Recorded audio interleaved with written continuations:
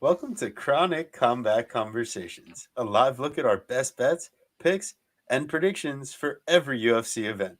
With your hosts, TV Scouting MMA and The Guru back again for UFC Vegas 55. Holly Holm taking on Ketlin Vieira, also known as UFC Fight Night 206 or UFC on ESPN Plus 64. But before we can get into this interesting card, to say the least, we have a new friend in the house, big on Twitter, up well over 50 units. Drop the mic. 50 units on the year, right? You should be better. If you're following us on Bet MMA, you better be following him on Bet MMA tips as well. Prodigy MMA, man. What is going on? Welcome. Hey, it's good to be here, guys. Thanks for having me on. Had a rough week last week. I'm ready to bounce back. Let's start it up right here on the show. hell Yeah, I yeah. mean, we didn't have necessarily a fantastic week last week either. I thought no better guy to bounce back with than you, because I mean, I've been watching you a little bit from afar, especially on Twitter. You're a great follow, and always putting out bets throughout the week. And yeah, I was like, you know what? Maybe this is the way we get back into the green. I think one of the super interesting things I see on the feed that keeps me interested is like, and we saw the post today. I think it was the Yeah, Tapology kind of implied probability we feeds. love So, that. so like it kind of gives you an idea what the public or even the betting public it is because the people that are on Tapology, you got to imagine a lot of these people are dabbling in the betting markets too. Being if you're that diehard a fan to be picking your fights on Tapology, so to give a breakdown and see what the people are doing on a statistical basis, it gives you a really good idea of how that reflects on the betting line and where there might be some bias and stuff. So Prodigy, shout out, man. We love what you're doing out there and keep it going, dude. So hey, Thank you. Yeah, uh, anything to add about that, man? Because you kind of like started that wave, no? Yeah, I mean, I get a mixed bag of responses there every week. Some guys think that's the actual odds, and they They DM me can't read. some That's on bets they them. want to make. But yeah, it's a good way to gauge the public. You see what everybody's looking into. I don't know about this Tapology crowd, how many people are like diving into fights, taping everything, and how many are just casuals. But I mean, you got to know the sport to make an account on there at least. So You it's have an to be somewhat interesting interested. poll. Yeah, You're getting your biggest market of fans for sure. So even if they're the casual ones flooding the market with their $20 bets from grandma's armchair, like that's just kind of what it is. So it is interesting to see that. I also would be interested what the implied odds. Obviously, kind of Verdict does it for you. That's kind of the name of the app with the betting of the free XP.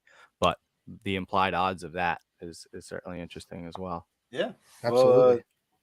so as we talked about, we just dropped those today, and here we are to break down UFC Vegas 55, Holly Holm versus Caitlin Vieira. We are here to Uh, do that. so, I mean, we might as well get right down into it because this main event, Is interesting to say the least. it Like is.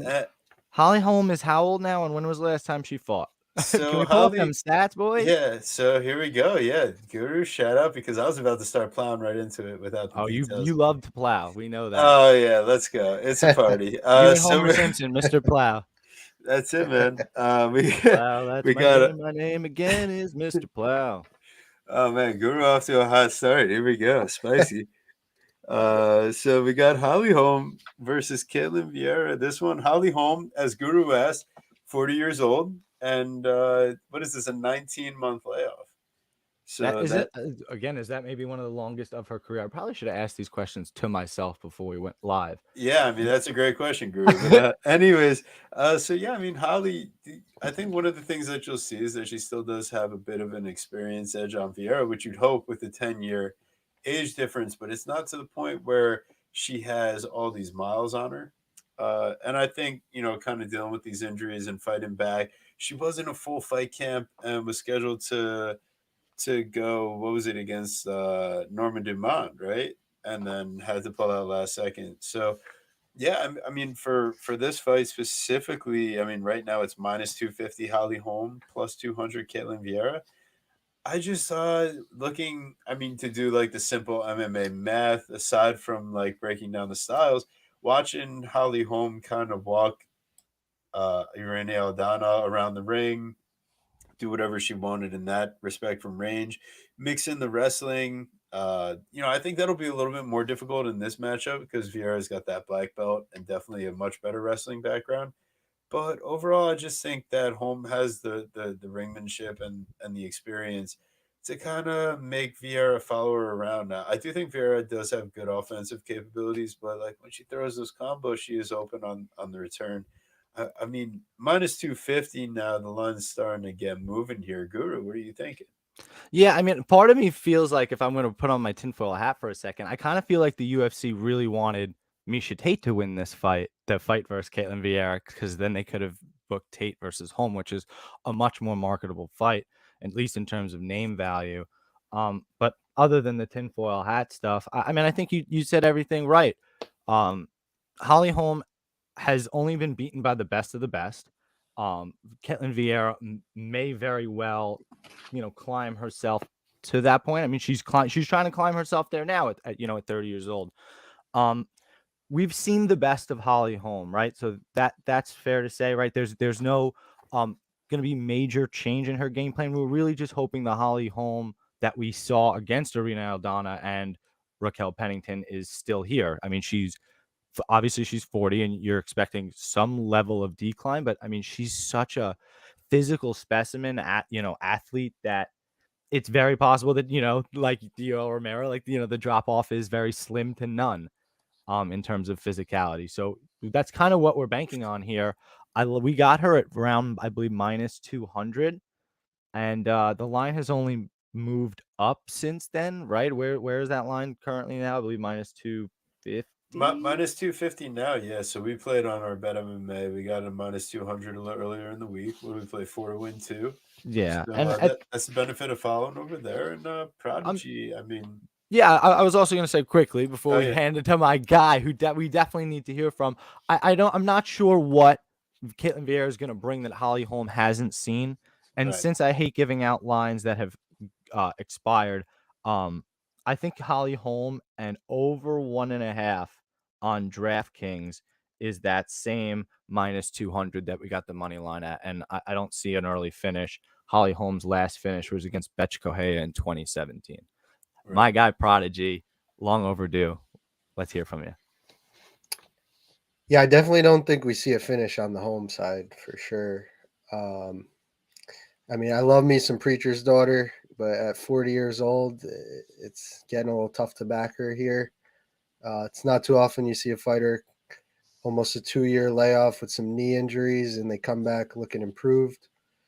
But if there was none of these red flags, I mean, I'd be all over her here. But I mean, it's going to be tough to get to the window at this price right now. If like what happens if Vieira gets on top of her, just finds her way on top? I don't know if Holly's winning that round. Or But I surviving it. just yeah. But I can't back Ketlin here unless that price gets crazy. I would need 250, 300 on the plus side over there to back her. I mean, she's been outstruck in 7 out of 8 of her UFC fights. Only person she didn't outstrike was Ashley Evans Smith. Which if you can't outstrike her, it's time for Bellator. Or steroids. I was Yeah. accidental. Sorry, Ashley. The options are endless. The plus money on the home decision, if I could find that could be interesting. But right now, I'm laying off this too wide of a line for me. Yeah, to your point, home by decision right now, minus 110 on Okay. DraftKings. I don't blame you for staying away at all. I just think that kind of like you said, I don't think there is anybody that can't outstrike Vieira on the feet.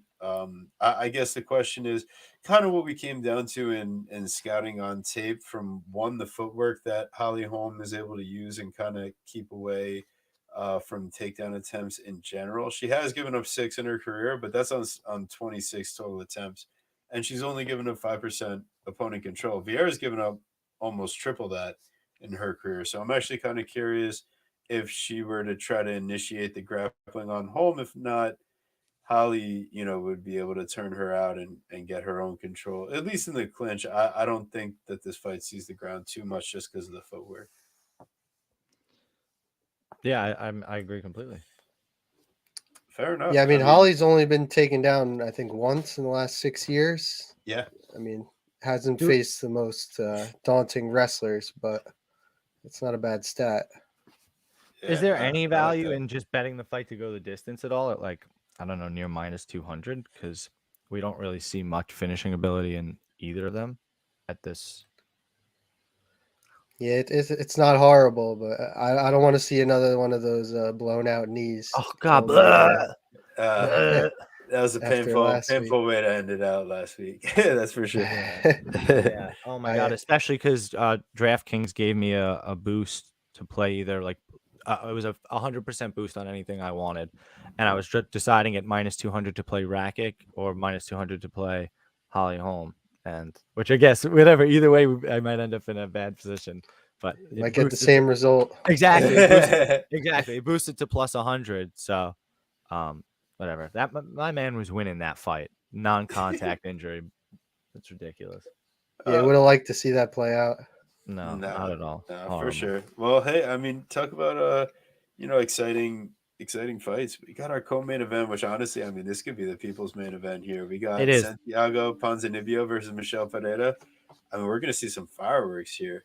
You got the South Probably some American backflips. flair. Pereira was like a little upset he had to fight the Argentinian Ponzinibbio. He said he's like that's close enough to Brazilian, so he wasn't like looking forward to the matchup so much in that regard. But like he was like, yeah, it's okay, it's my job. Like I'm gonna do what I have to do. Like Michel Pereira. Didn't he just fight Andre Ferreira? Is he not Brazilian? Am I? No, he was Portuguese. Oh, yes, he So is. completely different continent. Look at that. Of course. Yeah. Look But at they that. speak the same language. Yeah, but I would never have guessed Yes. Portuguese. But so anyways, yeah, so Michel Pereira, I think one of the things that we've seen in his time in the octagon is that he's gone from being one of these explosive, entertaining, looking to do stuff just for the fans to like showing a little bit more process, a little bit more timing, floating around the outside. And when he does go for these explosive maneuvers, it's not as energy expending as it had been in the past. So I do think that Pereira, I'm a little bit more comfortable with his ability to go to decision at this point. It's just tough knowing that Ponzinibbio is going to be bringing that pressure on the front foot the whole time. And Ponzinibbio loves throwing those leg kicks, which in Pereira's last fight against probably the best boxer he's faced, he had a little bit of trouble in that first round before Fialho started succumbing a bit to the body kicks and everything. So Ponzinibbio, I think, is a little bit more prepared, one, to face those attacks, and two, to be more diverse in his own attacks to slow down Pereira. So I do think that there is a reason why this line is close, but I just think overall Pereira does bring just a little bit more of an explosive game plan at this point, and I trust his capabilities to stay on the outside and frustrate Ponzinibbio a bit with his movement. And if the wrestling does come into play, it's going to be Pereira, and he should have the size and strength advantage here as well. I'm not running to play it now that we've lost the even money, and now you've got what is it, minus 120 now on Pereira. So it's a little bit sketchier in that regard. But if you want to take like, we love the fight parlays on DraftKings, so it's like a Pereira and over 1.5. If you want to follow this trend of him going with the overs, that's a plus 105 to get a little plus money on him. But it could very well just be an inside the distance. So that's one of those things where, like, at the end of the day, I might just end up on that 120, just like very small and not like super confident. Yeah, I similarly, I like everything that you said. Michel Pereira, significantly younger, 7 years younger, has taken a lot less damage, has a lot less UFC fights as well. But Pereira has, been fairly active, right?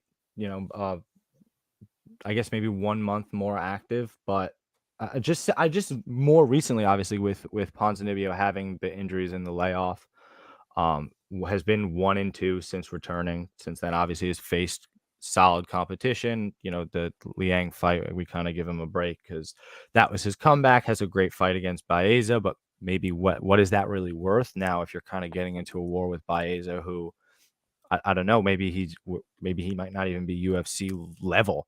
And that split decision loss to Jeff Neal, I mean, I felt like Jeff kind of won 1-3 fairly comfortably. Yeah, Michel Pereira seems to play with his food a little too much. So when like you said, we could have had him at even money to lay -120, -125 seems I don't know, not not what I want to do. I kind of like the over 1.5, like you said, because the play I kind of like. I do like this fight to go the distance. Maybe that's crazy of me. Um, but I mean, as you've seen the last 3 fights for Pereira go the distance, and you've seen 3 of the last 5 for for Ponzinibbio go the distance. So -150 at 60% probability. I kind of like that. What do you think, Prodigy? Yeah, I mean, Ponzi hasn't looked the same since come back from that layoff. He's noticeably a little slower. But I think he had MRSA, a broken hand. He got COVID a couple times. He's got a solid chin outside of that Lee fight. It's just his striking defense lets him down sometimes. Definitely. If he can go back to the old Ponzi and pressure Bahia into the fence and force a little firefight out of him, he can have some success here. But I'm going to need some more plus money on Ponzi here if I'm going to get to the window. I'm definitely not looking at Bahia as a favorite. If I can get a plus 120, 125 on Ponzi, I'll probably play that. Look at him. I'll look at his decision prop a little bit too. I do think this fight gets extended, like you said. Yeah, I think there could be some value on the dog here, but there's not too much meat on the bone. Yeah, these bookies, man, they line these fights pretty close to accurate, and if they're not accurate, the sharp bettors, like within, I don't know, a day or two of these lines getting released, they bet it to where it's kind of supposed to be. And you see a fight like this with fairly well-known fighters, they're gonna nail it in terms of the line. And yeah, unless the unexpected happens, right? Unless the non-contact ACL injury, like I think this is gonna be an interesting fight. Yeah, I mean, That shit makes me sick. yeah, but I do think that it is notable that we have seen Ponzinibbio, one, knocked out pretty much cold since he's come back, and two, we've seen him get a little frustrated with the pace and athleticism of a younger fighter. So I could totally see Pereira, like, that's where is Right, how but like much do you but all trust right, but how here's the much do thing. you trust Pereira? Right, That's no, what but it all right, comes but down to. here's the thing. Pereira, since coming to UFC, even though he has this like aura around him as this finisher, as this knockout guy, he has the flying knee debut versus my man, who's not my man, who I roast all the time, Danny Hot Chocolate Roberts. He gets the finish kind of right versus Diego Sanchez, but not really because then it's a DQ, and he chokes out Imadaev, like who's not in the UFC. I don't think so. That's it. Like he's hasn't finished anybody. He's not this big power puncher. He will gas out doing backflips more than he's going to gas out throwing power punches. It's just whether San Diego crumbles under one, which I don't know that he will. Lee has heavy hands.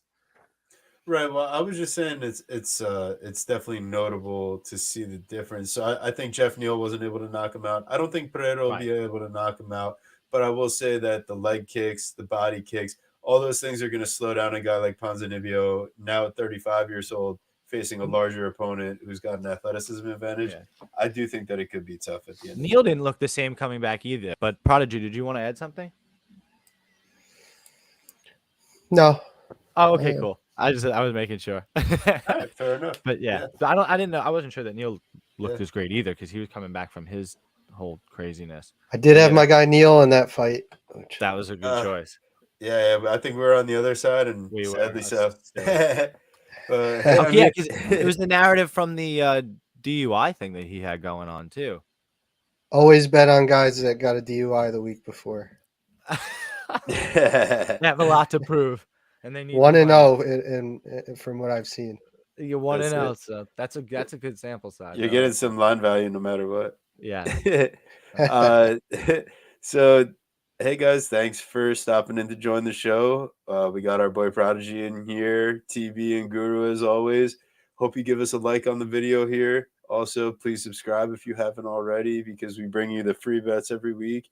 All of our best bets, picks, and predictions. And we hope you guys keep on coming back, because no matter what, we're gonna keep it going over here. We can have a tough week. Sometimes it's down, but we just like to keep it coming because we love the Still game. up We love money talking about it. overall, all That's time. it.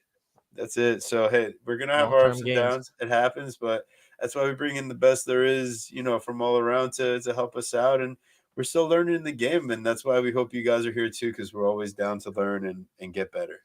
This is Uh, true. so to get down to that point, we got a couple guys here on the younger side. We got Chidi and Jokulani versus Dusko Todorovic. This one going to be a pretty banging matchup from the looks of it. I mean, Jokulani's got a pretty decent size advantage here. 2 inches of height, 6 inches of reach. Like once it gets to that much, it starts to get pretty notable. When you have like a 1 or 2 inch advantage, not as good for you. But in Jokulani, I mean, as you saw with the Marc-Andre Barrios, he's very explosive and can make things happen. But as you also saw in his LFA performance before getting on, uh, yeah, I mean, ultimately in Jokuani, he's able to like reverse stuff and keep it from being stuck on his back on the ground. Something that's happened in the past to have him lose decisions. But yeah, I mean, I think that now he's made some adjustments and he does have that black belt. And in Jokuani, I do think we'll be safe for the most part against Todorovic here. But the longer this fight goes on, Todorovic, he does like working into the clinch and working in those takedowns once he starts getting his physical advantages going. But I just think, Joe Kawani at minus 225 now, and Todorovic at plus 185. Well, I do think Joe Kawani probably gets the win more often than not. I don't think I feel comfortable laying the line at this point. Yeah, I don't blame you at all. This fight is super duper sketchy. This should be like, I don't know, somewhere on a contender series. This is crazy that this is on your main card. But this whole main card is kind of this whole card is wild in terms of that. But hey, they're fights, and I'm certainly interested to see them. Chidi coming off that in 16-second flattening at a pick'em odds versus Marc-Andre Barrios, who then came out after that and had an impressive performance.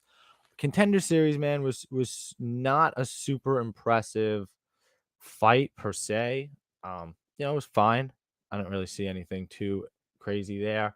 Right, loses on Bellator to Carvalho. And then you look at the other side of that coin with Dusko, and it's been a mixed bag for him as well, right? Beating Taquan Townsend, who was like kind of notoriously bad in the UFC. Loses to Pulahane Soriano, who honestly is, I don't know, right? Again, like you're not really sure what you're getting with Palihano because he gets the split decision loss to Nick Maximov, who loses last week is the big favorite. So, and then you have Maki Pitolo, who he beats, who's no longer in the UFC. Didn't really have what it takes, honestly. And yeah, you're really not sure with Dusko. What I do know about Dusko though is he keeps his hands down low and he loves to bang. And what I know about Chidi is he can fucking strike. He's long, he's lean. Um, yeah, I kind of like him to win the fight, kind of get the finish, but not anything I want to put my money on in terms of that. Prodigy, do you have any stronger feelings than us about this? Q Money Sniper in the house. Let's go, Prodigy. Let's go. We love seeing those Shout out my breakdowns. guy, Money Sniper. Great Hell dude, yeah. great dude. Hell yeah. Appreciate you popping in, bud. When I saw Chidi knock out Marc-Andre Barrios, it killed me, man. I was pretty big on MAV there. Yeah, same. The granite chin it's collapsed, but yeah, I think this is a great spot here on the dog. You don't get opportunities like this often off one of those flash KOs. I mean, obviously Dusko's there to be hit again. Same thing can happen. He can get first round knocked out, but I'm willing to back his wrestling background. If he comes, puts a singlet on here at a plus 200 dog, I mean, we could be looking at some serious value. I'm gonna keep letting this line fly up. It's been going up all week. I'm hoping for 225, 230, and then I'll probably drop a nice size play on that. Looking at Dusko decision plus 480, I believe it was as well. Yeah, I really think he could take Chitty down, and if he gets on top of him, Chitty's got a good baseline takedown defense, but once you crack that and you put him on his back, he can stay there. Yeah. Okay. This I think this is priced way too wide here. It should be more. Chitty should be about a minus 120. Yeah, see, that's kind of the vibe I was getting here, is because like in Njokuani, Wow. while he should win like most of the stand-up exchanges, I really do think that Dusko has a big advantage on the ground here. And it's like Chitty, he's not like the most agile as far as keeping the distance overall. I think it's he more relies on his offense to scare guys off. The thing that keeps scaring me about Dusko is that he relies on the head movement and keeps his hands so low. But yeah, I mean, he has shown to use it in his favor before. And man, that Dusko line, like you said, if it gets up that high, gonna have to take a little dabble. I'm with you, Prodigy. What about Chidi being 2 inches taller and having a 6-inch reach advantage? It's kind of like, I mean, it could keep him at distance, right? It's substantial. It will certainly help. Yeah, and I mean, and if he starts hurting him with power, I'm not sure if Dusko will be able to, close that distance. But yeah, I mean, it's certainly scary when we don't really know about how good Chidi is in terms of his takedown defense or getting up off his back. Right. I think just as far as like studying the lines and stuff, that the fact that you could like Todorovic was like minus 400, minus 600 in his last few fights before he kind of fell down. I think you're getting a huge like big time discount on what people once thought he was, and I think a lot of that talent is still in there. Prodigy, what were you saying though? Yeah, these sell high spots off a 16-second knockout are some of the best spots you can find in betting. I mean, this line's way overblown. The way to beat Chitty, you got to get in his face, cage push him, take him down, just pressure him constantly, and he usually breaks. I know he's been a different dude since he left Bellator, but I'm willing to take the dog here for sure to test him. Yeah. Wow. Shout out Gowers. Just give a little subscribe to the channel. Much appreciated. If you guys are watching right now and you haven't subscribed to the channel or following Prodigy out there on Twitter at Prodigy_MMA_. You see all of our names here. It's TV Scout and MMA, Guru Scout and MMA. We're bringing you all the picks. And we're hopping on to our next fight, which honestly, I mean, this one. The beauty contest. Yeah, I mean, I'm pretty excited for this one. Shout out my guy Gowers too. Great dude, Gowers. That's awesome. Thanks for popping in, man. Gotta love it, people. That's what we love about the community, is like just getting all the people together. We love talking fights. We love getting all the different perspectives and like trying to learn a little bit from each other, because it's definitely us against the bookies, guys. That's for sure. Absolutely.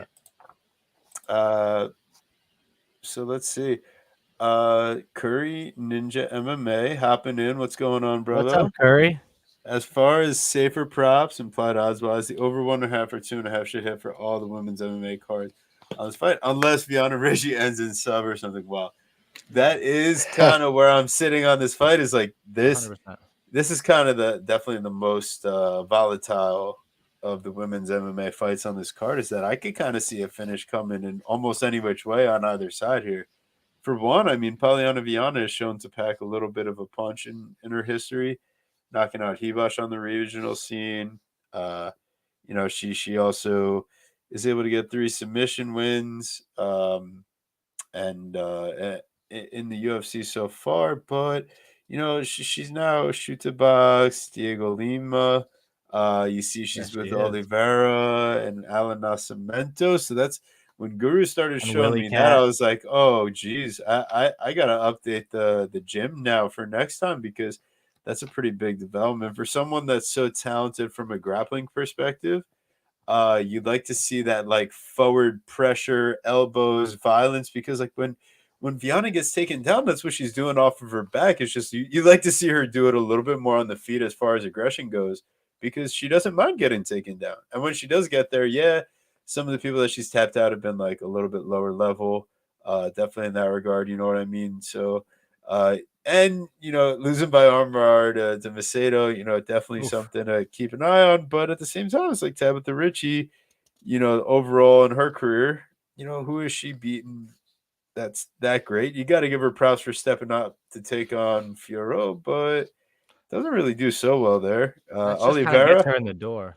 yeah, exactly. And then Oliveira, it's like you would think that she would be able to find a finish given her control and ability to really work in that fight and the experience.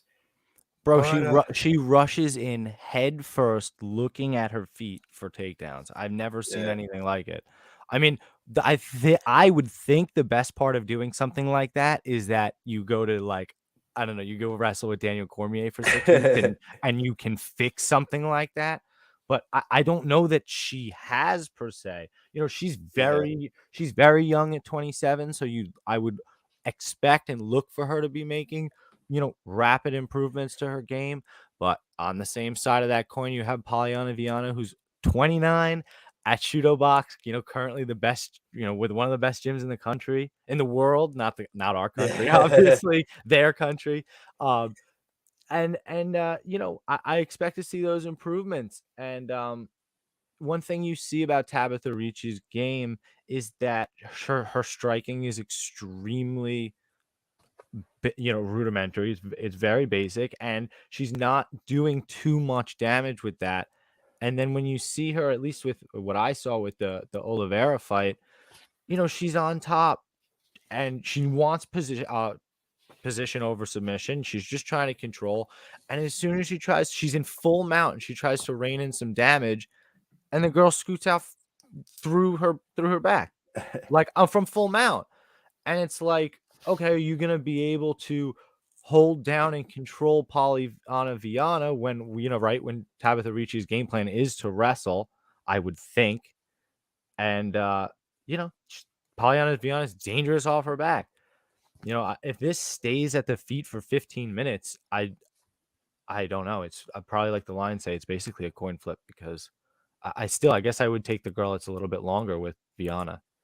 Q Money Sniper, the Q G. Money Sniper. What a Hell yeah, guy. man. Just Thank you. subscribe. We appreciate that, man. Let's go. Prodigy, I think you had something interesting on this fight. So what do you got, bud? Yeah, I got my girl Baby Shark. Oh, let's go. Do. Dropped 2.5 units at minus 125. Yeah, I think it's going to be a boring fight. She's just going to lay and pray. Viana has no problem letting her take her down to the ground. And it's going to come down to can she get an armbar, honestly. Yeah. And at minus 125, I'm willing to bet that she is doesn't. not going to get that armbar. Well. I don't see Richie getting a sub on her. I don't see Macedo 2.0 coming out here, but it could happen. I mean, I think Vienna probably wins the minutes on the feet here. It will be ugly either way on the feet. Yeah. But yeah, I think this is mean, going to not be a classic. wait, but let's be honest fight. though, not that ugly, right? Not that ugly, right? It won't look that There's ugly on the feet. yeah, I think there's nothing ugly about this fight. No, nothing at all. Nothing at all. Oh god, the cheeky comments. Yeah, I think I mean in terms of that, when you look at DraftKings, I kind of like the finish only idea for the Polyana Viana side at minus 120 because I don't see Polyana winning this fight if it goes the distance at all. Yeah, I think that's a good line. Yeah. So To me, it's very similar to the fight from maybe was it last week, the Tracy Cortez Melissa Gatto fight, where yes. we were happy to like let our units. Right, we played Melissa Gatto finish only. That was the way that she was gonna win, and she couldn't do it. Shout out to Tracy Cortez, and whatever, nothing venture. I mean, whatever, no problem because we ventured the money and we get it right back because it's a push. So interestingly enough, that's where it's like in this case, you kind of like straddle the fence because you could do that minus 120 Viana finish only at minus 150 Richie decision only too. I mean that's that's not like either side. Like, yeah, you're giving up a little bit of price, but I really think like that's how their It's a pretty good opponent's going hedge. to win. So it's like you might as well have a little action, like because at It's least if juicy. one thing happens, Listen, the other bet gets canceled out. and listen, I really I don't want to talk too much about bad about Prodigy's bet because it's a good bet. He's probably gonna win. I get so nervous when I look at who she's fought. LFA versus a girl 2-3. Beats a girl who's 1-5 on LFA. 0-0. 1-2. 0-0. That's it. She hasn't really done much yet. Oh So yeah, and she was minus 2,500 against like both of those girls. yeah. So I mean, she's certainly a prospect, and she's a physical specimen, and like she's yoked. But yeah, I mean, Pollyanna has like been around the block a little at this point. Right now, her 2, 3, 4, 5. This is her 8th UFC fight. So, you know, She's been around the block, losing split decisions to Hannah Cyphers. listen, she to me, I rewatched that fight. I thought she beat Hannah Cyphers. So that's tough. I don't agree. The media members certainly thought so on MMA decisions. It's interesting because again, Hannah Cyphers had basically 4 minutes of top control in that second round, but she's not doing anything with it, and it's Pollyanna constantly threatening with different submissions that Hannah has to like figure out how to not drown in. So yeah, definitely you tough. got to sub JJ Aldrich too if she's in your guard. I don't. Yeah, that was unfortunate as well. Yeah, I mean, I guess and when you say it like that, I mean it gives you a fair feeling as to maybe why she won't be able to pull it off against Baby I Shark. do think Richie is game. So Yeah. I do think if there's anyone to pull it out, hey, maybe I'll be doing that little. We would never pull decision out on with these girls. Come on. Yeah. All right, all right. Oh my goodness. I think that's my cue to push Jeez things Louise. along here. We got Eric Anders versus Jun Young Park, the Iron Turtle. That's a that great chin name. that chin got tested though last time out. Does he have to change the nickname at this point? I think it's bronze now. The Bronze Turtle. Yeah, at least something like that. I mean, like the dude, he's still. I mean, what a fight with HoboCop. You know what? If he wins this fight, he can be redeemed back. Yeah, to the I Iron do think Turtle. he wins this fight. Park now minus 205, Anders plus 160. Park, I mean, I'm just impressed overall. Like you look at his pace from distance. I mean, he almost doubles up Anders overall. You look at all the striking stats. He's got an advantage over Anders. Anders has always looked a little bit tentative and like not willing to mix it up at a high pace. He seemed to like come into his own a little bit in that first Darren Stewart matchup, but then I think between like gassing out and throwing that illegal knee, he got a little scared off in their next matchup. But Eric Anders, I mean, he's strong. He's got like decent wrestling. He's able to get some reversals and do stuff like that. But overall, I mean, Park is just he was willing to play around with Rodriguez and go down there. And yeah, he gave up the body triangle and all that, but he was just about turned around into it a couple times. Survives a back take from Rodriguez and doesn't get subbed in that first round. I thought that was legit. So Park definitely impressed me as far as his grappling credentials. I think he's got Andrews pretty much covered every angle here. Mm-hmm. Park minus 205. I'll be parlaying that somewhere. Yeah, I think I know I actually agree, and the tape certainly agrees with you as well. Eric Anders has been somebody that's been fairly disappointing throughout his UFC run, right? The big famed Alabama football player that has all this athleticism, has all this talent, and just doesn't necessarily get it done at times, right? Losing to Christoph Jocko, losing one of the worst fights ever to Khalil Roundtree, split decision losses to Elias Theodoro, the ring boy, the split decision loss to Lyoto Machida in the most random main event you could ever possibly think up. Gets subbed by Andre Muniz in his last outing. Not really the biggest knock. Andre Muniz seems to be the dark horse in that division. He seems to be a super stud. But even the Darren Stewart fight that I was in attendance for, which was the second one, just a it was probably the most boring fight on an otherwise awesome card. That fight also had the Penny Kianzad fight on. Anyway, not a great fight, not a great showing by either guy. Darren Stewart no longer in the UFC. And, again, like you look at who he's beat. He's got the knockout over Vincus Moreira to basically keep him in the UFC. He's got a split decision win over Mearshart and hasn't really done anything impressive. It's been a tough run, and you look at the stats here, and Jung Park's got him beat in the striking where you really want Eric Anders to be. And Jung Park has no problem mixing it up in the takedown department with 2.6 takedowns per 15 minutes. And you look at his takedown defense at 71% or 73%. It's not, that seems like a decent number. It is on paper, but it's not. He hasn't faced people like that have been really trying to take him down too much. And this guy's gonna take him down, or at least clinch him up where he doesn't want to be. So I do like Park here to get it done. Prodigy, what do you think, bud? Yeah, this is one of the fights I have yet to tape. I mean, I would have loved to jump on that Park pick'em line that it opened at. That was a little crazy.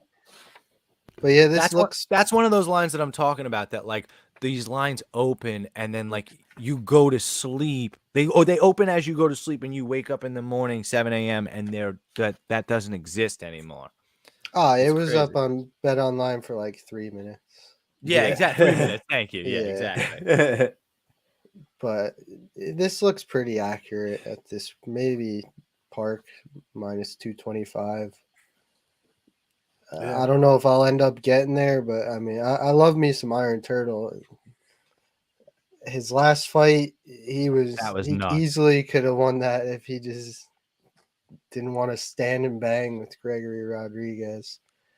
The RoboCop, that was fucking nuts. He just gassed out out of nowhere too. He just was like, "Whoa, I'm tired and hurt." That was crazy. Yeah, I mean, a great fight. I think. Oh, sick! That second round, right, is like up there for round of the year. Like that was sick. Oh yeah, but I mean, he should have Anders covered here. Anders, I mean, he looked sloppy in that rematch with Darren Stewart, and I had a lot of money on Anders in that rematch. Thank God he pulled it out. But... Yeah. Wow. Yeah, he's super sketchy. Not somebody I want money on. Speaking of sketchy, how about this next one? What is the dealio? Well, what is the dealio? I mean, ultimately, last thing on that one, Jung Young Park knockout plus 350. I think you saw he could put on like a little bit of a volume pace, and Anders doesn't necessarily like getting hit so much. I think it could be like one of those volume-based dealios, but I wouldn't throw too much on that. Just like one of those last little ideas.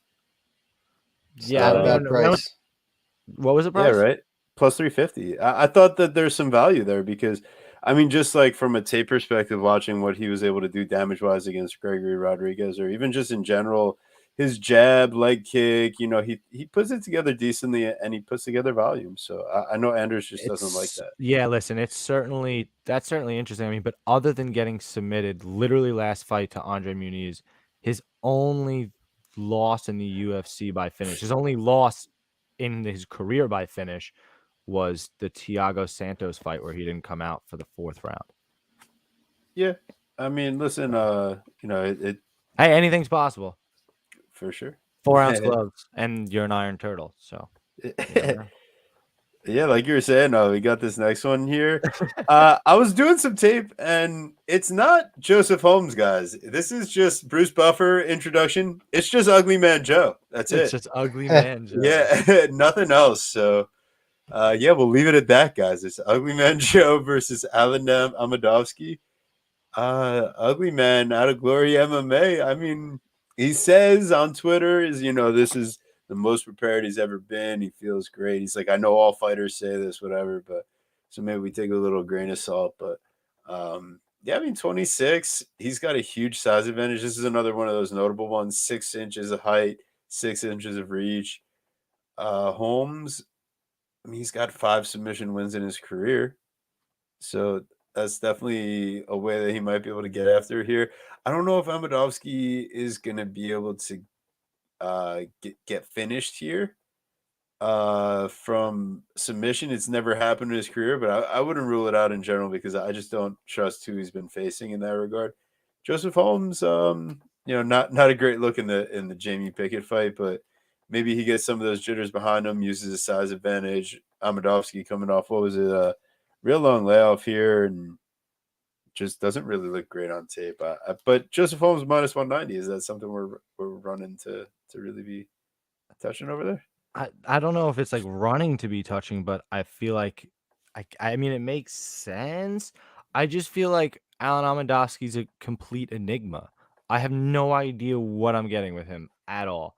He gets he needs in crucifix and getting absolutely obliterated by Christoph Jotko.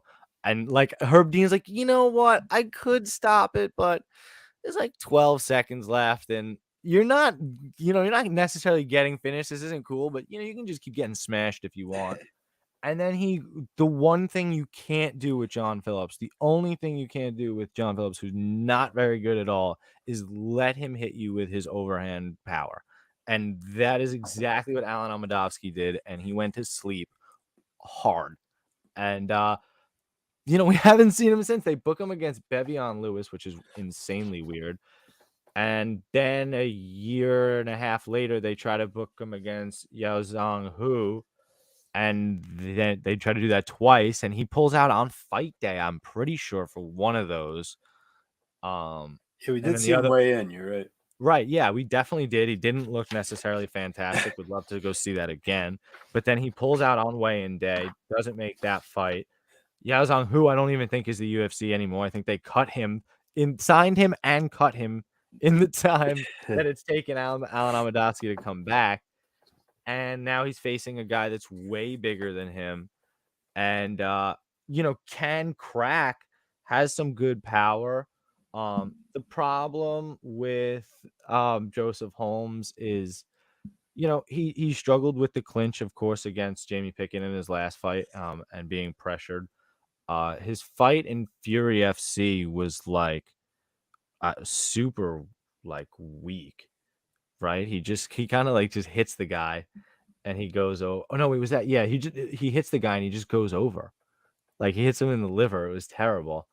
And then the Dana White Contender Series fight was I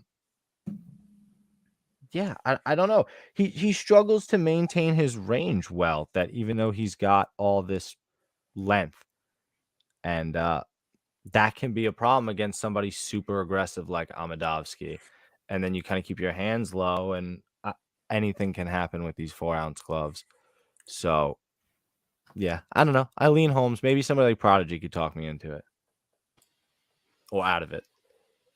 Yeah, I watched that Amedovski tape. And I didn't even know what to say after that. I needed a drink. That Jocko fight, clearly should have been stopped by Herb Dean. Mm-hmm. Then the guy's tough. He comes out and does it for another round. Just a brawler with horrible takedown defense. Absolute fish off his back. But he's got power in both of his hands. And if he hits you with one, you might go down. Joseph Holmes, not very good. I mean, he looked solid against Jamie Pickett in that first round before he slowed down. I mean, it was on 2.5 weeks' notice. He should have better cardio this time. He's much longer. He's got a sub game. If he can get this down to the mat, I think he could sub Amedovski, but there's just not much I'm looking to play on this fight. It might be a shit show, but it might be enjoyable. Have a beer and just watch this one. All fights are enjoyable from that standpoint, but I guess if you look at Amedovski at KO plus 300 or Holmes by submission at plus 215, either of those tickle your fancy? No. There it is. Fair enough. Not enough. I need a not little enough. bit. More. Caesars had that Holmes inside the distance line at 250. They flipped Oh, wow. flipped Amidowski's and Holmes by accident. So I Oh, touched a wow. little of that, but Oh, okay. Sneaky. I'm not tracking Sneaky, that. sneaky. That's Yeah. for you. I get that. That's just a little nibble. I feel you. yeah. Talk about a little nibble. We got our big piece of sexy out here, Parker Oh, my Porter, goodness. welcoming Jelton Almeida to the heavyweight division. Is this a permanent move for Jelton? What is happening? I think he just wanted another fight. This is one of the quickest ones he could get. Doesn't have It's to not worry going to be about coming permanent in. off of a loss. Uh-oh. Uh-oh. So I mean, you see Almeida here. He's 7 years younger. He's 3 inches taller, 4 inches more of reach. Yeah, but he's not the natural heavyweight. Very curious to see what kind of size he comes in at. I was impressed with his overall, grappling experience. It looked like the type of stuff he does when he goes for the takedowns and he gets them, wrapping up the legs. The body, like, he's extremely strong. Yeah, I was impressed overall. I just feel like I would be much more willing to take Parker Porter if I thought that. So I know he's got like a very good pace on the feet. It's just I don't think he has anything that's going to specifically be hurting Almeida early. So if he can survive the early onslaught, you should be live betting the shit out of this spot. I just think that Almeida is going to have his way early, and it's just like how long will it take for him to wear down trying to move around the massive like 265-pound frame of Parker Porter. And yeah, I mean, I think if you see Almeida kind of like, oh, the bright lights or whatever, like, I just don't think it's going to be one of those like Parker Porter submits him rear naked choke round one, like against Chase Sherman type of ideas. Like, I see this more as like Almeida's fight to lose, but as a minus 575 favorite and Parker Porter plus 410, you really don't have to talk yourself into much to be touching the underdog here, especially in the heavyweight division with a guy in the natural weight class.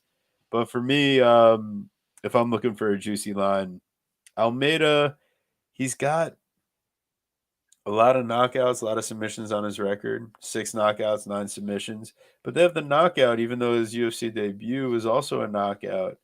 They have it at a plus 225, and he gets it from the ground and pound positions. And Porter being a brown belt, I think he's going to be able to stuff the initial submission attempts.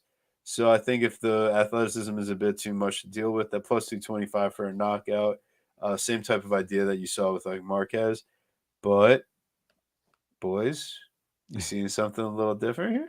I honestly don't. I have no interest in betting this fight unless it's on the dog.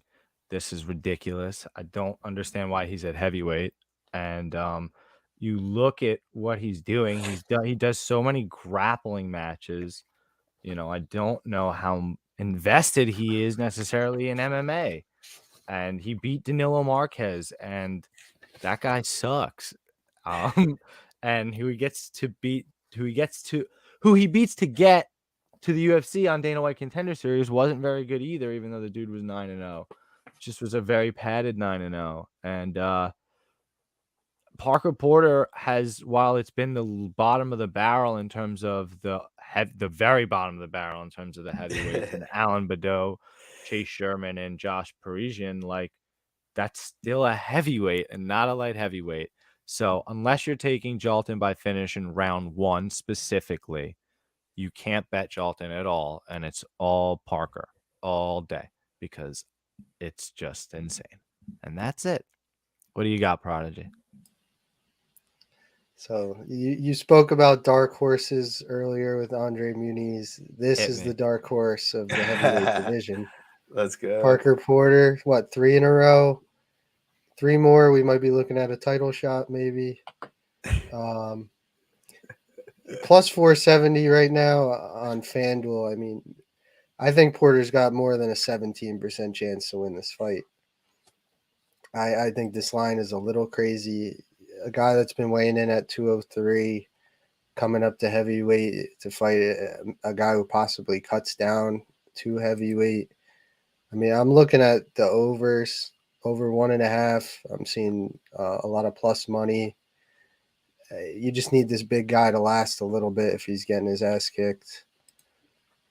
and then Porter, I gotta take a slice of that. I'm not gonna do much, but gotta There's take plenty a there to poke. get a slice of, right? Yeah, I mean, he should be stronger than this dude. I mean, you can last a little bit. We'll see how it goes. Just a sloppy fight. I'm looking for that over 1.5. Give me 7.5 minutes. That's all I ask for. Okay. I can totally see that as well. I'm pulling for you, man. One of our favorite narratives on this show to say, or one of our favorite sayings, I just said it. One of our Wow. favorite sayings on this show to say is fade the narrative. And you're all over that in this fight. Fade that fucking narrative. Overs and dogs. Like, let's go. Always try to get some plus money going.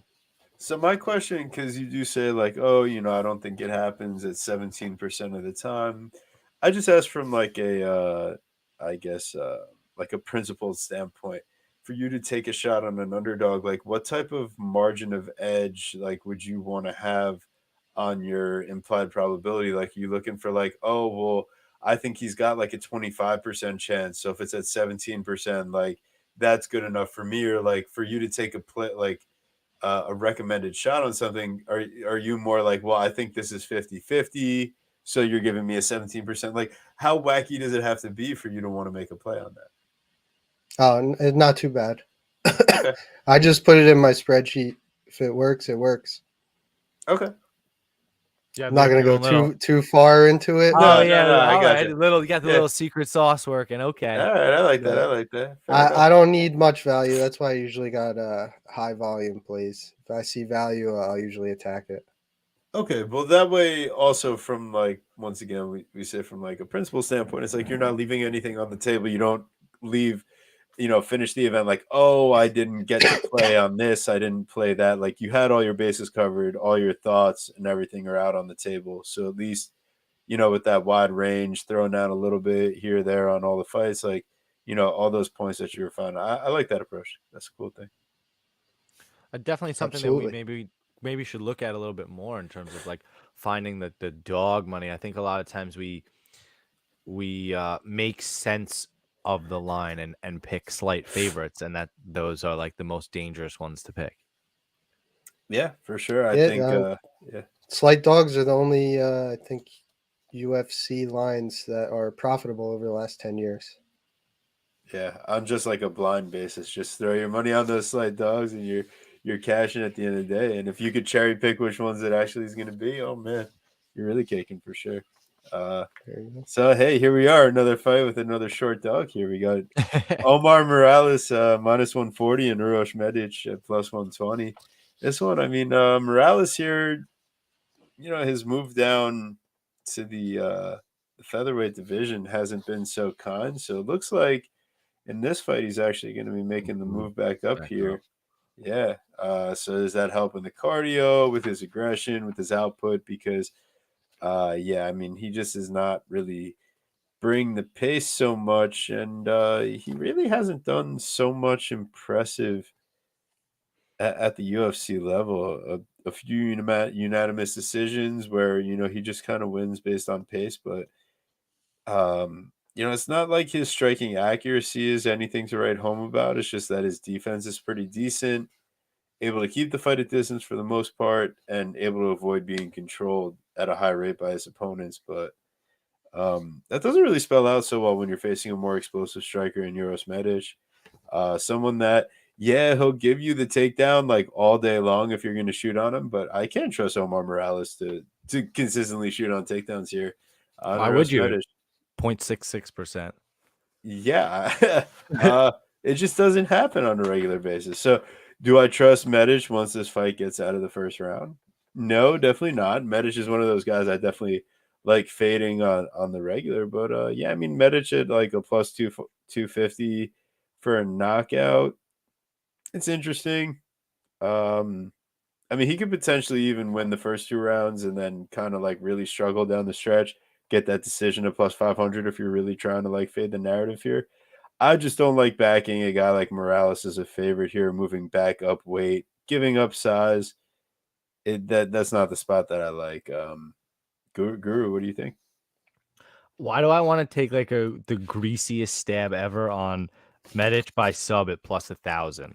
Like, if he uses any grappling at all, Like I get what you're like saying. he I could just hurt feel him like because he like literally his just got subbed by submissions. JSP. I mean, JSP is a much better grappler, obviously, at least in terms of the wrestling. Well, I mean, you said it to me yourself. Is that JSP is a chain wrestler, Right, whereas and he's like not gonna chain Euros wrestle. I just mean Medic in is terms like, of I'm gonna hurt you on the feet and then feet. scoop your neck or hop on your back. But Sure. like Morales has that striking defense, like we talked about. I mean, Giga couldn't hurt him, so That's interesting. Yeah, not much I like on this fight. I do kind of lean towards the dog. Omar Morales has given me nothing to feel great about. So, yeah. I mean, Uros hasn't really shown much in terms of his entire career. He's barely really fought. Fighting the 35-year-old Mikey Gonzalez in his Dana White Contender Series was like the most ridiculous fucking fight ever. That dude was not the dude threw 5 spinning hook kicks in 2 minutes, and he took one shot to the liver and was like, "Oh my god!" And then like tried to fight through it through one more spinning hook kick, and then got kicked in the body one more time and buckled over. So very, very sketchy in terms of everything for Uros getting to the UFC. Elon Cruz was the worst ever. That was the crazy. He knocks him out so fast. The dude doesn't even throw a strike. And then they're like, okay, good start. Let's give you a fucking savage top 20 Jalen Turner, and Jalen Turner, slices through him like hot butter. but Like a hot knife through butter. That doesn't like like hot butter. Doesn't make any sense. Yeah. What do you think, Prodigy? Yeah, I voted that Jalen Turner plus 110. I think that was the best spot of the year in 2021. Wow. Yeah. I put 4 units on this under 2.5. nice. At 170. I'm gonna keep taking Medic unders until he proves me wrong here. Guy's never been past the 7th minute in any fight in his career. Morales doesn't exactly finish fights at a huge rate, but he's going against a car crash in Medic, so I'm willing to see if he can force it. I don't really love a side here. I would go towards the Morales side. Apologize, I'm coming over a little sickness here. You're all good, dude. Yeah, I'm not sure why Morales made the move to featherweight. I think he was 10-0 at 55, getting his career going, and then just decides to drop down. I think he took on Giga, and it was all from there. But yeah, I think he should pretty cleanly win this fight if it goes past 4 minutes. You think so? You really think he gets back on track here? Yeah, if this was a pick'em even money, or he was a dog, yeah, I would like Morales here, but I think it's priced pretty good. I'm all on the under. Give me a Medic under. I saw that play on the under. I really, really, really like that. Interestingly enough, could I sell you plus 100 for the fight not to? Oh wait, no. I'm sorry. Fight not to start round 3 is minus 135. Ooh. So yeah, good line too. I would play that. I know. I saw that plus 100. I know Guru loves the plus money. I do love my plus one. And I realized I was wrong, so now I gotta zip it. You were wrong. Terrible. But hey, guys, I mean, you're already in here. You might as well give us a little like, right? Subscribe to the channel. Hope you're enjoying the content. The boy Prodigy bringing all the big picks out here. And the sick takes. Yeah, man. Hope you guys are enjoying, because this has been a great time breaking down these fights. I love the stat sheets here. Thank you. A lot of entry. A lot of my brother really helped a lot with putting in like all the formulas and like the algorithms. Yeah, exactly. Well, that's hopefully the next step. So we'll see. Oh, jeez. See how we you go. gotta get him in there. Hell yeah. So hey, we'll get on to this next fight. We just got a few more to break down for you guys today. We got Jonathan Martinez versus Vince Morales. Is this revenge on Factory X Muay Thai for Vince Morales? Last time we saw him face someone from Factory X, it was Chris Gutierrez absolutely chopping his leg off. So yeah, I'm sure maybe he's got a little PTSD hopping in there. And when I say hopping in there, I mean sometimes when he's kind of like on the front foot, following people around, he's like hopping around. You know, he's like that like boxing. He's like riding his horse, getting a little excited and everything. You know, but like Vince Morales, yeah, it gets me a little nervous when you're trying to close the distance on a guy like Martinez that likes moving on the back foot, countering. Body kicks. Boxing ain't that bad. He throws the leg kicks too. It's just like you would hope, Vince Morales, are you going to be prepared for leg kicks this time? Please, like something. He throws caution to the wind too much.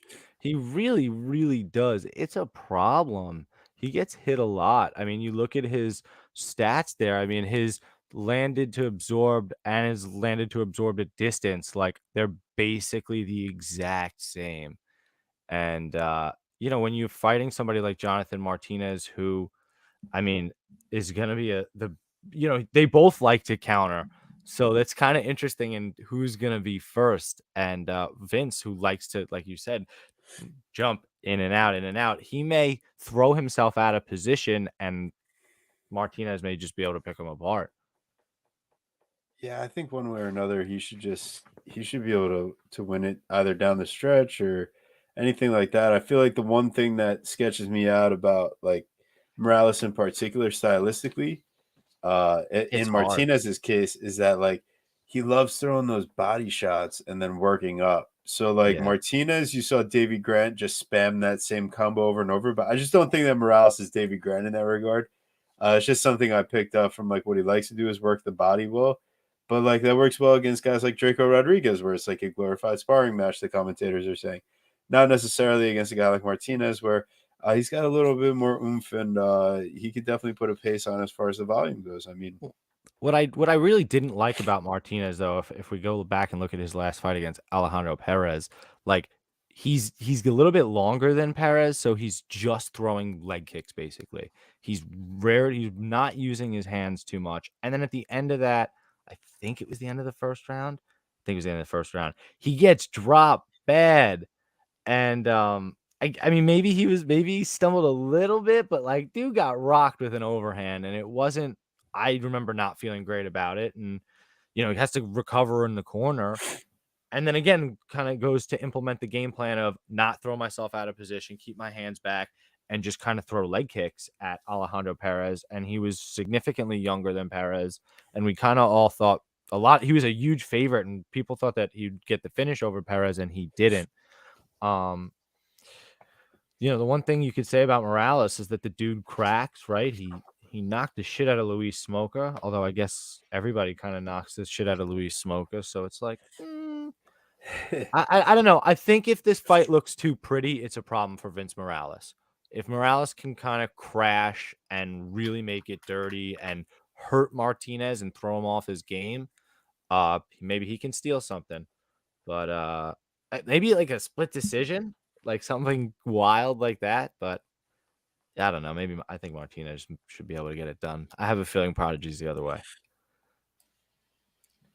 Yeah, not much on this fight. Shout out my guy Vince Morales, cashed that KO prop last time. Hey. Plus 500. I would honestly, if I was making a play here, it would probably be the same thing, plus 550 on the KO. Martinez, he got dropped by Perez at the end of that round. He's been hit. He didn't use his hands at all in the first 10 minutes of that fight. It's very strange. But yeah, obviously his calf kicks could really come into play here against Vince if he hasn't wisened up and done something. But yeah, I'd like to see him get some revenge against Factory X here. He's got a vendetta against them.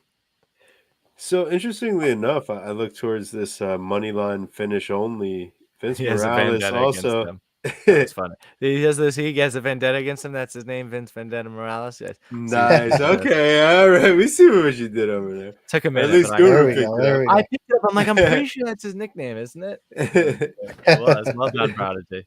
The golf So- clap Thank you, for you, thank you. sir. You like that? I like that plus 550 on the knockout. And if you want to say, you know, the guy more live to get a finish here, Morales, and Martinez's path to victory is most likely going to be a volume-based decision here. Morales finish only plus 110, and you know if this fight goes to decision, you don't got to sweat it anymore. Could be a little interesting too, but It's not overall, bad. yeah, I like the Over- 550 though. yeah, We like no, the that 550 is juicy. We like that, man. We like that. All right, well, So, here all we right, so go. we got. I think we got a little. Is there a little more juice left on the bones in these last two fights? What do we think? Is there? Can we ring the towel anymore? Is there any? Let's For see. I sure. mean, yeah, I For mean, we got sure. Chase Okay. Hooper and Felipe Colares. We're seeing Colares. This should be make the a main move event. up. This is crazy. This is the people's main event for real. This and Pahea. Yeah, man. I mean, well, so Hooper, I mean, this one, I think we're guaranteed one, a lot of toughness and a lot of scrambles here. He hasn't fought either since that Adesanya Vittori 2 card. It's been 11-month layoff for Chase Hooper. He had the Nope. Yeah, you're right. 11-month You're right. layoff Look for at Chase that. Hooper. Wow, yeah. So yeah, it has been a while. And so that's one of those things where like you see the line, it was another one of those bet online, you know, you catch it, you snap, it's gone. And you know, Chase Hooper, yeah, he was minus 110 at one point. We're looking at plus 155 and Kalash at plus minus 180 now. Hooper, I think it's tough to say what strides he's made. I'm interested to see physically on the scale. You know, a guy that's still only 22 years old. I mean, he's still growing into his body here. I think it's going to be important to note what kind of experience he's built muscularly, because to see him get controlled in his last time out by Steven Peterson, you can kind of see where the path to victory for Felipe Colares might be here. The same token, Felipe Colares, really not a good offensive wrestler. Yeah, he's got 1.8 takedowns, but 22% average. It's not so hot. And Hooper, not so hot either. Is it says, I don't know if my stats are even right here. 4 of 100. Might gonna Wow. have to go back and take a look at that. Maybe it's maybe it's supposed to be 4 of 10. Yeah, I don't know. That seems sketchy as hell to me. So we're just gonna ignore that because No, he definitely tried 100 takedowns, bro. 100 takedowns in how many UFC fights? well, he tried at least 20 against Cassers, I will say that. But yeah, but so anyways, so yeah, ultimately just Chase Hooper. I think my question is he does have the skills. He's obviously got like juiced up out of the UFC. I just think from distance, Kolaris obviously has just an advantage overall based on like the guys he's fought and what he's been able to do. Kolaris And the moving back toughness up he's in shown. weight, right? Yeah. Sorry. Yeah, he is. So giving up a So ton of that's like size here, it's just like, is it going to be beanpole Chase Hooper? Or is it going to be someone that can actually put a hurting on Kolaris? Like I'm not really running to play this one. I think over 2.5 minus 160 or fight goes the distance. We got a minus 135. That's probably what I say. I think both guys are tough and both are pretty good defensively, jiu-jitsu wise. But the one thing that you can really highlight, and I can't overstate how cliche it sounds, but both of these guys are so freaking tough.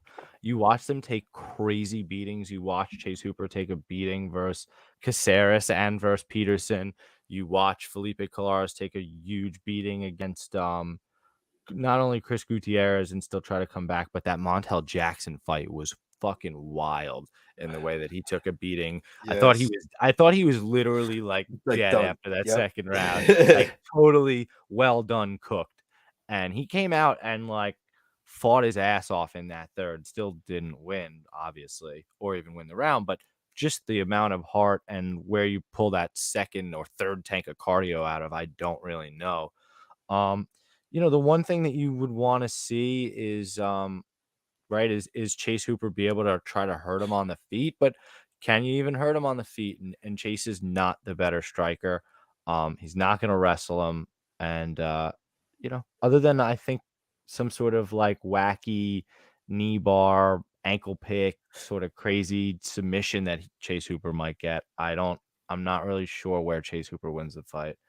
I'm not sure he's going to outpoint him. He's not going to out control him. So, Prodigy, talk some sense into me, bud. What do you think? Yeah, so Hooper was 22 at this point. He's really starting to grow into his body. He said he cuts down from 180 now to get to 45. I think when he said Okay. he was 18, he was about 152, 153 he would cut down. So he's getting a lot bigger. He's been training his striking with Wonder Boy at this point. I think this is his second camp there. Yes. I like the tank out of Hooper. If you put a pace on Claris, he'll slow down. If you can start taking him down, I know Hooper doesn't have the wrestling, but he's getting bigger, stronger. I've got this fight closer to even than Like than the the bookies plus. had it originally. Yeah, like the plus 140 they got on Hooper right now. I'm just gonna keep letting that climb. It hasn't shown any sign of stopping at this point. If he can find himself on top of Kalaris, he can really wear on him, probably hold him down for a little bit. I mean, Montel Jackson landed 11 takedowns on this dude. Yeah. Yeah, I mean it's not, you're not coming into this with a huge confident play, Right. but That's kind of what I wanted to get because he's like, one takedown per, 15 minutes for Hooper. It's super about everything you say. Whenever you say it makes so much sense. I'm like, you're right. You're right. If you can get on top and control him, it's dangerous. If he's growing into his body and becoming a much better striker, we've talked about it before. When you're in that second and third camp with a new camp, you really start to pick up more. 11 months off at 22 years old, the amount of improvements he could be making. well, he said he likes to take time between the camps, get fill more into his body. He said he's working with the PI now. They're helping his weight cut. He used to just do it by himself. He said he would just stop eating, and that's probably not the best way to do a cut. But yeah, I don't think there's bad value on the dog here in Hooper. I know a lot of people just like to fade him because they don't like him. I mean, some people, I have been called the Hooper Whisperer. I do have a 4-0 record betting on or against Hooper, and Okay. I will put it to the test on this one. I'll have some action on the dog, but just waiting for that line to settle if it's going to keep skyrocketing. I'll follow the dog whisperer. Let's go. And look I who it honestly is. think so. We got the Rogue strummer. Let's go, baby. Let's go. And I'm Rogue, Go Warriors, good man. fellas. Let's go. Hell yeah. Awesome. Man, another new staple of the show. Gotta love Rogue stopping by. Appreciate you, man. And hey, guys, we did it now. We made it on to our to the fight you've all been waiting for. We got Elise Reed versus Sam Page, Sam Hughes. This one should be a barn burner. Yeah, I think ultimately it comes down to, does Elise Reed get to play her game from distance? Sam Hughes isn't necessarily like technically sound, but she could put on a little bit of pressure. She puts on a pretty decent pace, but I think that's something that Elise Reed could stand up to on the feet. It just comes down to, is Sam Hughes going to be the one to go and wrestle her? And I just can't envision Sam Hughes really landing as many takedowns as she needs to, or holding her there if she's able to get her there. I think the fight against Loma Lugbunmi is kind of like the one that tips me off to where I don't think Sam Hughes wrestling is that good. I think just like Estela Nunez is just like, her cardio is just that bad. And yeah, I mean, good for Sam Hughes. Gets herself a new little re-up on the deal and everything like that. But Elise Reed, I think, is probably coming back to spoil the party. And yeah, I'm not like super confident either way here, but I do think at minus 150, Elise Reed probably is the one. And yeah, over 2.5 at minus 370. Fight goes the distance. Yeah, find something to parlay that too. Have a great time. I mean, that's where I end up on this one.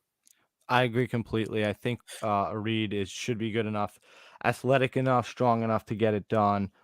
She does have the questionable takedown defense, but then again, so does Sam Hughes, and you wonder how well she can actually control her.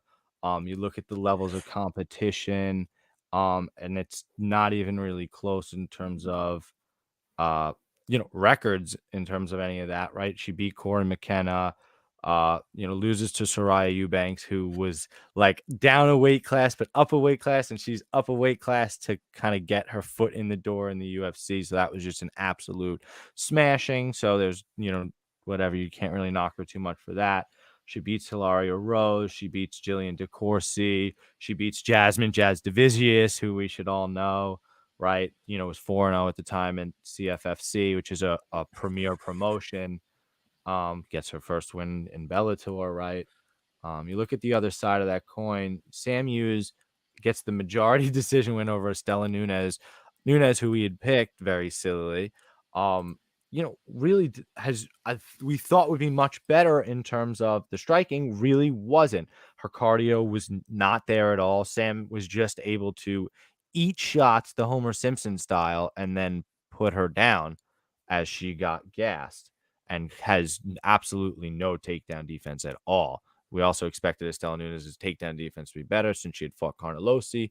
And it just, again, none of it really panned out. So I don't really see that win as too impressive. And not for nothing, it was her back against the wall fight that, like you said, she got herself another contract. And what did she do with this brand new contract? It was like the money in the bank WWE. She's like, let me cash this shit in right away. And she's back in a month later. So that's kind of sketchy. Would have liked her to take some time off, and I don't know. She's 29. She probably just wants to get back in it. I get it. I still lean Reed. What do you got for me, Prodigy? Us. Yeah, I mean, my number one rule, you got to bet on Jersey. Elise Reed, the Princeton girl here. That's good. Love her. That right hand, she puts that out like a piston Yes. sometimes. That thing is crisp, but she's got to keep this fight on the feet, obviously. She can't let herself get backed up against the fence. She's got good lateral movement. I like her footwork. She did well against McKenna. I know for some reason Corey went into there and she did not want to wrestle until 10 seconds left, but I'll take that. I'll take that decision win any day of the week. Sam Hughes, I'm not high on her at all. Great cardio, and then that's really where it falls off from there. She's got a decent 1-2, but she can be badly out-volumed. Elise Reed can really touch her up with that right hand. She's just got to really just keep her at distance and just keep pumping that right hand. And this should be a clean decision victory. I took 2 units at 165. Nice. And I'm looking at a decision prop as well. Okay. Yeah, you really can't hate that at all. Decision for Elise Reed right now is sitting at -110 on DraftKings. FanDuel hasn't posted it yet because they suck. They used to be faster and now they're slower. I don't know what's going on with them. They go in waves.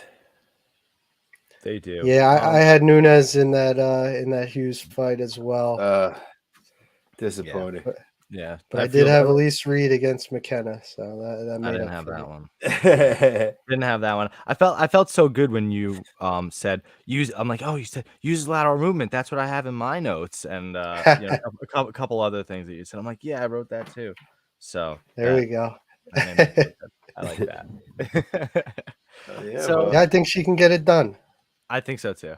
I like her chances, and I one of those fights I definitely want to see some face-offs. Right? She should be like the more muscular girl. Sam Hughes is not very physically imposing. I guess neither of them are at 115 pounds, but I do think Hughes has a couple inches in height, though. Yes, I'm correct. Yes, 2 inches. 2 inches of height, 1 inch reach. Very interesting. Yeah. Very, very interesting. But it's no large size mismatch. It's a little less than that one. Yeah. No, definitely less than that for sure. That's so funny.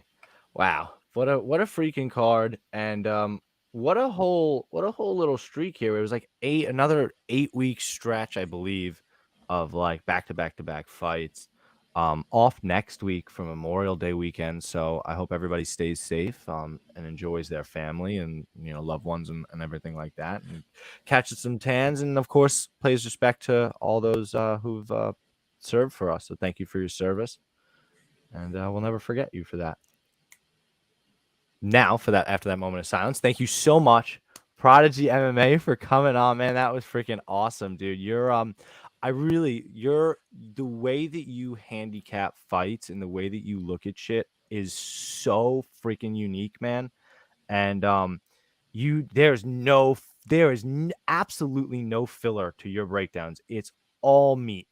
And there's no bun, bro. So I really enjoyed that. That was one of the more impressive things that I've that somebody's come on and done. So I really appreciated that. Well, thank you. I'm not as eloquent as some others, as you guys, so I got to keep it short and sweet. Oh man, no, seriously, we appreciate that, man. On hour 30, so we kind of killed it. Like I said, off next week. We're back for the June 4th card, so that will be us on June 1st, I think, for Volkov Rosenstruck, which is super interesting, and then the Singapore card, which is gonna be freaking nuts. UFC 275. Yeah, gonna be nuts. So let's get that rundown. You can follow me at Guru Scouting MMA. Verdict Instagram, Twitter, Tapology. Go check it out. My awesome co-host, TB Scouting MMA, same spot. Twitter, Verdict, Instagram, Tapology. And of course, I don't know how you wouldn't be following Prodigy MMA on Twitter or his Bet MMA page, which is super important. Guy's fucking killing it. And I really have a feeling, even though he's only up like 50, 60 units this year so far, I have a feeling he's going to be up a lot more after this weekend. Hell yeah. Let's fucking go, Thanks man. for having me, guys. It was good to shoot the shit with you. You guys gave a lot of points that I wasn't looking at from the other side, so I'm going to have to go back in and take a deeper dive. Appreciate that. I'm glad to be on the show. This is first time. I hope you'll have me back at some point. Absolutely. And I You look killed forward it, to man. it. 100%. Well, hey, guys, thanks so much for joining. We'll catch you next week. Take care, guys. Everybody be good.